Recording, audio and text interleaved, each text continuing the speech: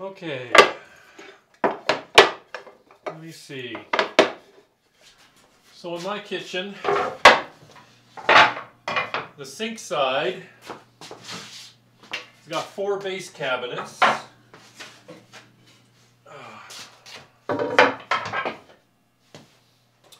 There's a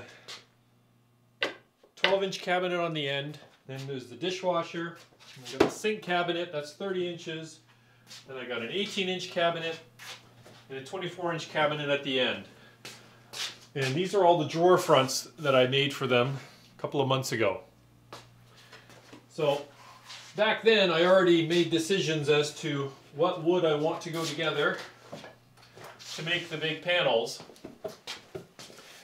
And yeah, I mean, I'm not going to do this sort of rearranging, but if you've been following me, you know I make a big deal out of grain and color and stuff. So you buy some Ikea kitchen cabinets, they give you a bunch of drawer fronts, and it doesn't really matter, they're all mixing and matching. I'm doing a custom thing here, and you know, I love this cherry green, and I want to see what looks good together. So here, I got some nice straight grain in these two, so I think I want these two drawers to go together like this. And this one, boy, it almost looks like I cut it out of the same piece, because this looks like a cathedral. I'm pretty sure these are not the same. They don't quite have the same color, but the green makes it look like this goes together here. So I think I'm going to put these two together. And even here on the bottom, which way looks better? This is all, here it's all pretty similar. But I notice this is made up of 3 boards. Yeah, this is made of 3 boards, 1, 2, 3, and oh, there's that glare again. Here, let me try to get it at a raking angle. I notice that this board seems to have a bit of a shimmery curl, so I think I'm going to put this up top where it's more visible. Actually, maybe I won't. Maybe I'll put it at the bottom because the color on this seems to flow together. So, anyways, I'm getting ready to drill the backs, all the mounting holes, and so I want to take a moment and sort these out. I've got them all laid out here in the shop. I want to sort out where each one is going. I want to arrange the grain in a pleasing manner, and then I'm going to mark the backs with blue tape. So I need to mark, I mean, there is only one of these. I don't need to mark where this is going, but I need to mark the orientation, what's up.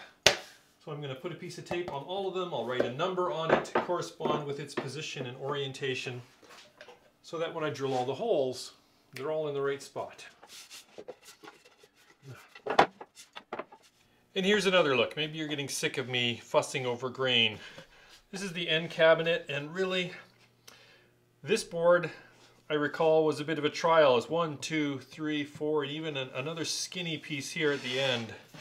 So I'm like, you know, this skinny piece, it's the color didn't quite match. I really don't want this up top. So I want this at the bottom of the drawer. Like, here's the top of the cabinet, here's the bottom. I want this at the bottom where it's not out of the, not going to be seen much. And besides, I love this beautiful wild grain.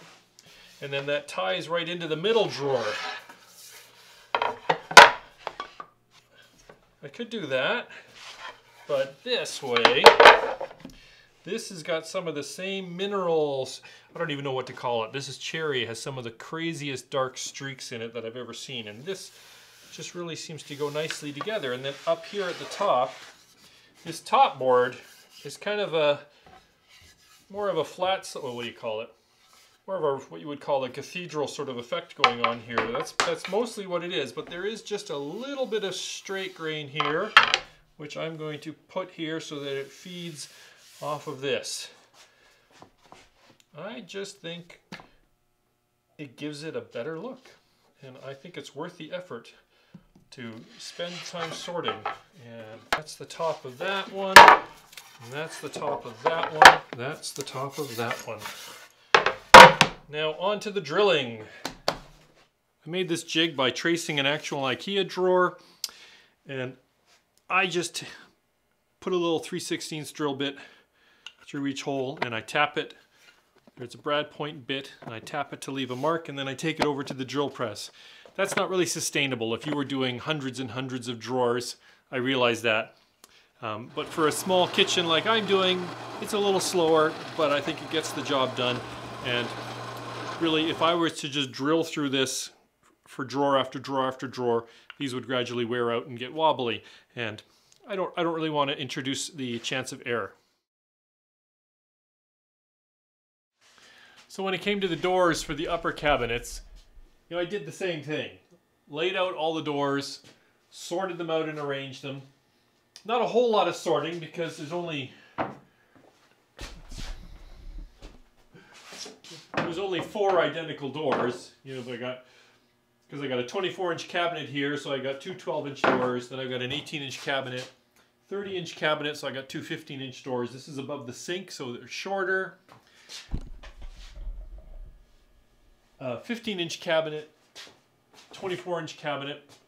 I know down below at the bottom, I have a 15-inch cabinet and then the dishwasher, which is 24 inches wide. For the uppers, I'm swapping them around. I'm putting the 24-inch cabinet on the end and then the 15-inch cabinet.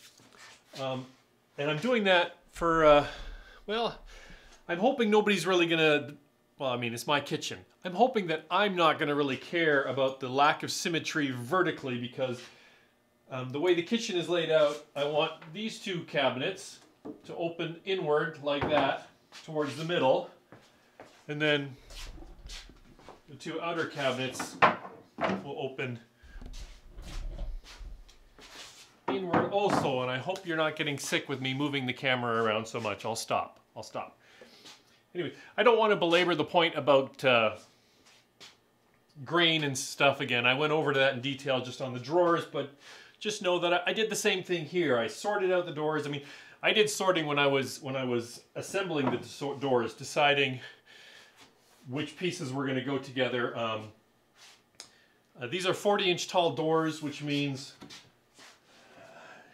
getting a straight 48-inch piece was kind of a challenge because that basically means I needed 8-foot long boards because you cut them in half, you got 48 inches, you got a little bit of waste there to worry about with snipe and working around knots and things. So I grabbed all the 40-inch pieces first, and then I had the leftovers for all the small bits in between. Anyways, long story short, I did a lot of grain selecting, as you can imagine. I wanted a piece with no knots. Some people these days, they really love knots and that. I was looking for a kitchen without knots. So you might have noticed that there are no knots in any of the panels. There's no knots here. And so this is the letters TR. So the TR stands for top right. That's the top right sink cabinet. I didn't have to put any other identifying marks on it because it's the only one that's 30 inches tall. The other door has got a TL, top left. And because, you're going to do a lot of sanding and finishing, how are you going to mark things so they're not going to be seen? So I wrote it on the top of the door. So again, this one is the 18-inch door. I've just got a T on it, so I mark the top, so I know which is the top.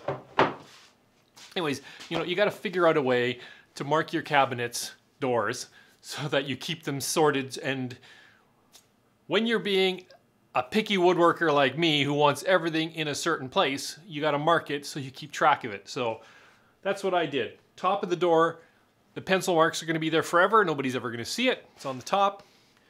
And that helps me keep it all straight. So with the doors all marked and sorted, I'm just going to open each one. I'm just going to flip each one over, put a little piece of tape marking where I need to put the hinges later. Am I being really paranoid? Yeah, because it's opening that way. There's a ton of work into the project by this point. You don't want to screw up at this point and drill your hinges in the wrong place. Recall from an earlier video that I'd made this jig for the hinges. This was an actual Ikea door that I was using to make that jig, and I ended up just turning the whole door into a jig just by gluing some little cleats onto the edge. And I found my hole here. The big hole was off by just a little bit, so I'm using this one instead for marking my holes.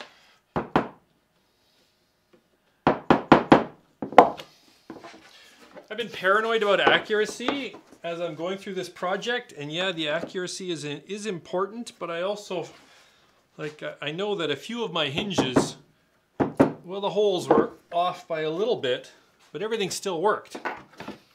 And that, oops, is a, oh, I lost my drill. That is a testament to the modern engineering that we've got with these hinges, because they have all this built-in adjustment, up, down, left, right, in, out. And the same actually for the Ikea drawers. The steel box sides on the drawers, they've got adjustments too, up, down, in, out, which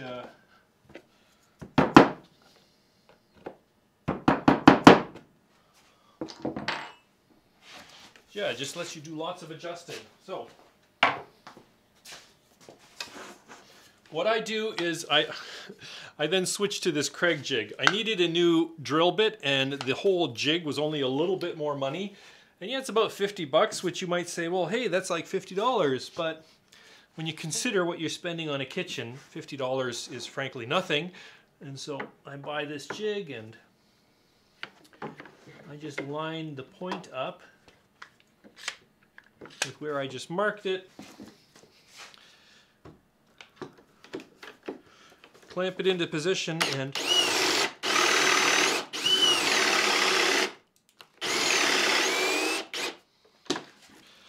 there is one big hole. And move over to the other side, clear the shavings, and do it again. Yeah, I've said this before, you know, this is not going to work if you're doing a production. But I'm just doing one kitchen here, and I decided that I wasn't going to kill myself by going whole hog and trying to get every little thing done so fast. So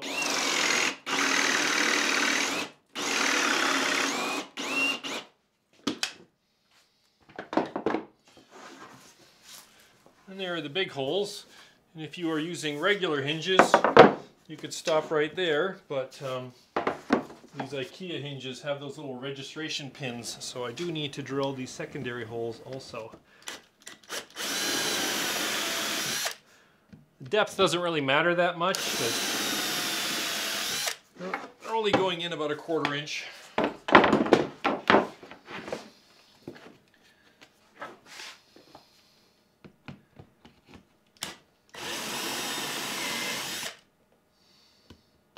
And again, I'm striving for accuracy, but